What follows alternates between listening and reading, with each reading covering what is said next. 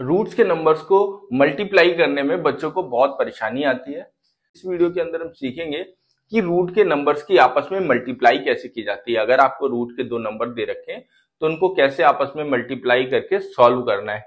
ये class 8th में या क्लास 7th में तो ये आपके कोर्स में ही है, लेकिन अगर आप और बड़े क्लास में हैं, 9th में, 10th में है या 11th 12th में है, तब इस तरह के नंबर्स आपके जनरली किसी भी चैप्टर में इस तरह के नंबर्स आ जाते हैं जिनकी आपको मल्टीप्लाई करने की जरूरत पड़ती है।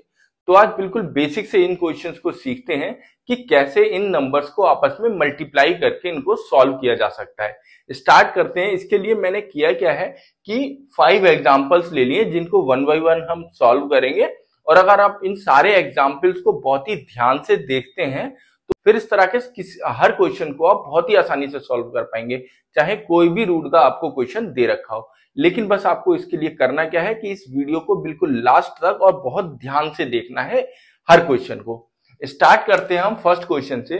तो यहां पर हमें फर्स्ट क्वेश्चन गिवन है 2√3 इंटू 3√2।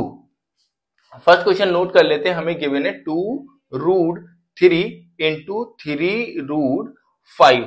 तो मल्टीप्लाई करने का एक रूल इसमें क्या है कि आपको करना क्या है, जो रूट के अंदर नंबर है, जो रूट के अंदर नंबर है उनकी मल्टीप्लाई आपस में करनी है। मतलब रूट वाले नंबर की मल्टीप्लाई रूट वाले नंबर से करनी होती है, और जो बिना रूट का नंबर है उसकी मल्टीप्लाई बिना रूट। 2 की मल्टीप्लाई किससे करनी होगी? 3 से, क्योंकि दोनों ही पर रूट नहीं है। तो अगर हम 2 की मल्टीप्लाई 3 से करते हैं तो हमारे पास आएगा 6, 2 3 6। और सेकेंड स्टेप, रूट के नंबर की मल्टीप्लाई रूट के नंबर से, तो √3 की मल्टीप्लाई हम √5 से करेंगे, हमारे पास आ जाएगा √15, और ये इसका आंसर हो जाएगा। एक और एग्जांपल लेते हैं, सेकंड वाला, जिसमें हमें गिवन है 5√2 मल्टीप्लाई 7√3। कैसे सॉल्व करना है? अगेन फिर से हमें क्या करना है, पहले जो बिना रूट का नंबर है, यानी जिस नंबर पे रूट नहीं है, उसकी मल्टीप्लाई आपस में कर लेंगे। तो यहां पर 5 है और यहां पर 7 है, तो सबसे पहले हमें 5 की मल्टीप्लाई 7 से करनी है। अगर हम 5 की मल्टीप्लाई 7 से करेंगे हमारे पास कितना आएगा? 5 7 35। क्लियर? पहला स्टेप क्या है कि बिना रूट के नंबर्स की आपस में मल्टीप्लाई करेंगे। सेकंड स्टेप क्या है कि रूट के जो नंबर्स हैं उनकी आपस में मल्टीप्लाई करेंगे। तो √2 की मल्टीप्लाई √3 से करेंगे। तो √2 की अगर मल्टीप्लाई हम 3 से करेंगे, 2 की मल्टीप्लाई 3 से हमारे पास कितना आ जाएगा? 6। ये इसका आंसर हो जाएगा। अब आ जाते हैं थर्ड वाले क्वेश्चन पे। थर्ड क्वेश्चन हमें गिवन है 3√2 मल्टीप्लाई 2√2। अगेन वही करना है हमें, क्या? बिना रूट के नंबर की मल्टीप्लाई बिना रूट के नंबर से। तो 3 की मल्टीप्लाई 2 से करेंगे, हमारे पास कितना आएगा?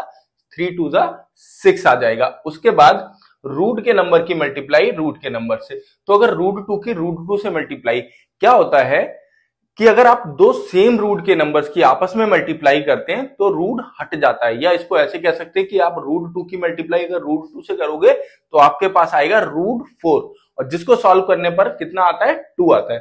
तो √2 की अगर √2 से मल्टीप्लाई कर रहे हैं, मतलब सेम रूट के नंबर्स हैं, तो ये रूट हट जाएगा और नंबर आएगा 2। फिर इसकी आपस में मल्टीप्लाई कर लेते हैं, कितना हो जाएगा? 12, जो कि इसका आंसर होगा। नेक्स्ट आ जाते हैं फोर्थ वाले क्वेश्चन पे। फोर्थ क्वेश्चन में हमें गिवन है 5√3 मल्टीप्लाई 2√3। अगेन इसमें भी ये भी सेम वैसा ही क्वेश्चन है। मतलब क्या करना है, पहले बिना रूट के नंबर की मल्टीप्लाई बिना रूट से। तो 5 की मल्टीप्लाई 2 से करेंगे, हमारे पास कितना आएगा? 10। 5 की मल्टीप्लाई 2 से करेंगे, हमारे पास आएगा 10। उसके बाद √3 की मल्टीप्लाई हमें करनी है √3 से। तो √3 की मल्टीप्लाई √3 से, यानी दोनों ही नंबर्स कैसे हैं? सेम नंबर से। जब सेम नंबर्स होते हैं तो रूट हट जाएगा, सिर्फ 3 आ जाता है। तो आप 10 की मल्टीप्लाई 3 से करेंगे, कितना आ जाएगा? 30। लास्ट क्वेश्चन देख लेते हैं, फिफ्थ वाला, जिसमें हमें करनी है मल्टीप्लाई √5 की √5 से। तो जब दो सेम रूट के नंबर्स की मल्टीप्लाई आपस में की जाती है ना, तब हमेशा कितना आ जाता है? वो नंबर जो उनका।